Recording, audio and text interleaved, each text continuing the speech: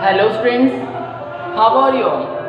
Welcome to the online class. This is your SST class and I am your social science teacher, and this video is for class 8, and today I will explain the chapter the police and the courts. This chapter is belong to the civics part, that is political science, where we are studying the third level of the government. As we have read in the previous chapters that the government has three levels, which are as follows: executive, legislature and judiciary. So in this chapter I will explain the major parts of the judiciary system. Judiciary system के महत्वपूर्ण अंगों के बारे में बता रहे हैं, जो क्या करते हैं, लॉज को या तो बनाते हैं, जो लॉज का पालन करवाते हैं या उनमें कुछ चेंजमेंट लाते हैं, और ये भी देखते हैं कि सोसाइटी में या कंट्री में या नेशन में जो लेजिस्लेचर ने जो नियम बनाए हैं, इंटरप्रेट किए हैं, वो सही से फॉलो अप हो रहे हैं कि नहीं हो रहे हैं. तो police and the courts are the parts of judiciary, are the members of judiciary which interpret और apply the law and states the smooth functioning of the laws following in a state or a nation.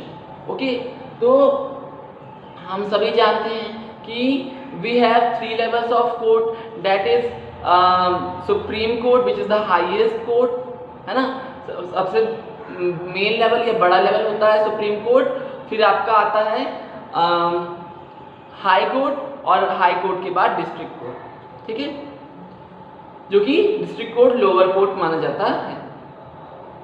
अब तो courts का role क्या है?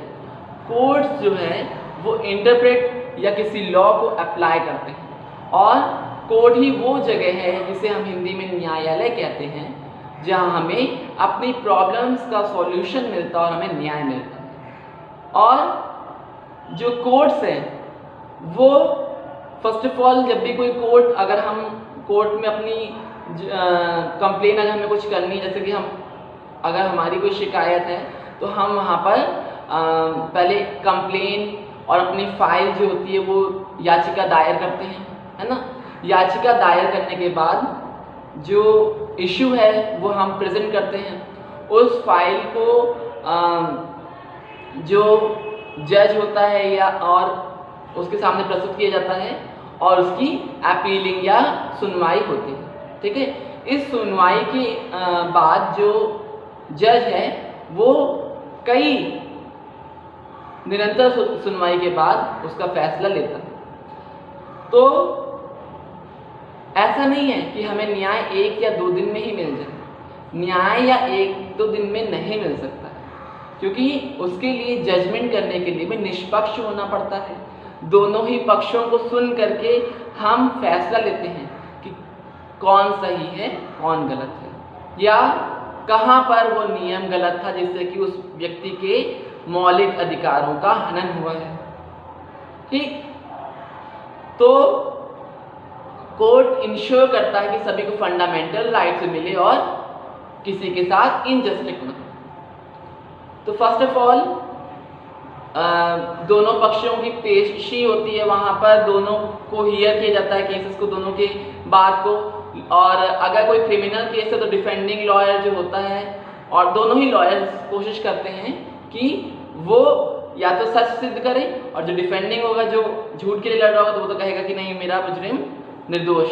ठीक है, तो court के ये रूल्स होते हैं कि वो फर्स्ट ऑफ ऑल सभी को उनके मौलिक अधिकार, फंडामेंटल राइट्स प्रोवाइड करता है.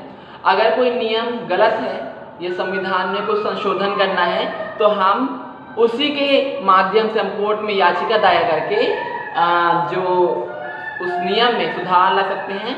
और साथ ही साथ हम किसी भी, अगर हमें कोई शिकायत है या किसी संस्था से, किसी कंपनी से, तो वहाँ पर भी हम कंप्लेंट दायर कर सकते हैं। हमारे फैमिली मैटर्स, हमारे पर्सनल इश्यूज भी कोर्ट हमें सुलझा के देता है। ठीक है, तो there are 2 types of laws. जो लॉज होते हैं वो 2 तरह के होते हैं, क्रिमिनल लॉ और आपके सिविल लॉज।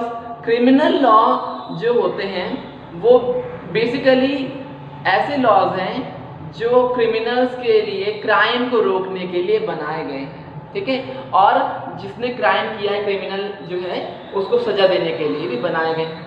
तो इस लॉज में क्या होता है कि ये लॉज बहुत टफ और स्ट्रिक्ट होते हैं, क्योंकि एक बार इनको अगर लागू करा दिया गया तो उसके बाद जो व्यक्ति होगा वो क्राइम कमिट करने से भी डरेगा और उसकी सजा भी कड़ी होती है।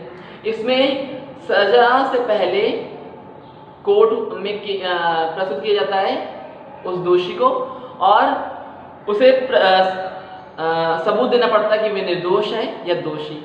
अगर वो दोषी पाया जाता है तो उसे सजा होती है।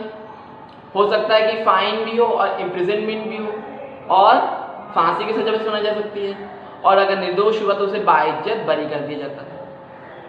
सिविल लॉज जो होते हैं वो पर्सनल इश्यूज, फैमिलीज, कॉन्ट्रैक्ट्स या कंपनी में कुछ आपका बहस हुई या आपके फैमिली मैटर्स या मैरिज इश्यूज को लेकर भी हो सकते हैं। ठीक है, इसमें दोनों ही ट्रायल्स, मतलब एक तरह से दोनों ही पर्सन उपस्थित होते हैं और किसी भी तरह से कोई ना तो प्रॉफिट पाता है ना ही इसमें कोई गेन होता है। ठीक है, कोई सजा नहीं सुनाई जाती है कि जैसे कि डाइवोर्स इशू अगर है तो अगर मेल को फीमेल से डाइवोर्स चाहिए तो डाइवोर्स मिल जाता है और फीमेल को कोई सजा भी नहीं होती, ना मेल को कोई सजा होती है।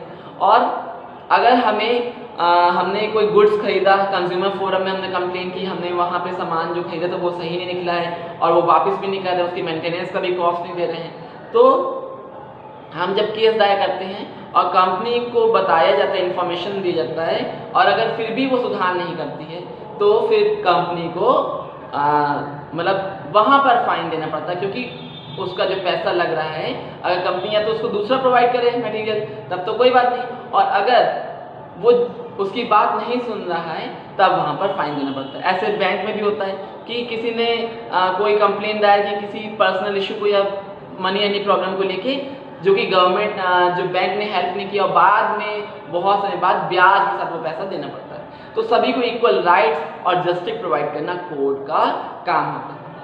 पब्लिक प्रोसिक्यूटर क्या होते हैं? पब्लिक प्रोसिक्यूटर गैजेटेड ऑफिसर होते हैं जो जज के बिहाफ में जो कोई नया जो केस होता है वो पेश करते हैं और साथ ही साथ एज अ जज के और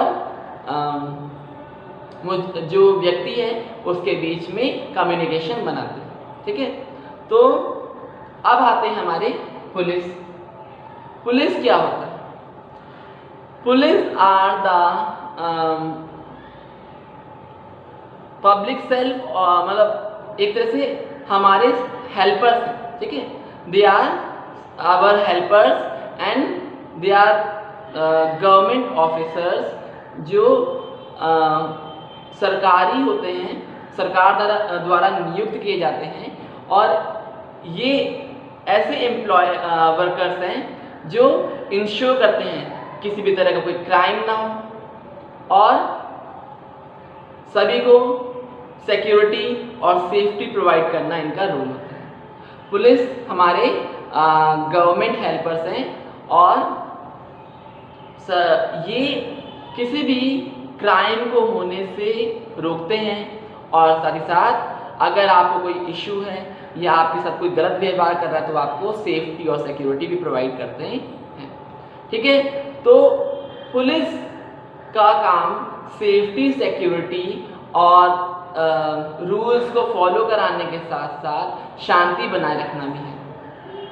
sometimes they always also do patrolling, तो वो मतलब पेट्रोलिंग भी करते हैं। पेट्रोलिंग क्या होता है कि जब हम देखते हैं कि जो पुलिस है वो किसी एरिया पे राउंड लेते हैं, है ना, आती रहती है सायरन बजाते हुए, रात के समय भी पेट्रोलिंग करती है, भ्रमण करती है एरिया का, घूमती है और ये देखती है कहीं पर कोई क्राइम ना हो रहा हो या किसी को कोई रात में दिक्कत ना हो तो सायरन बजाती है, जिससे कि अगर कोई व्यक्ति या चोरी कहीं हो रही हो तो वो सतर्क हो जाता है और डर करके भाग जाता है।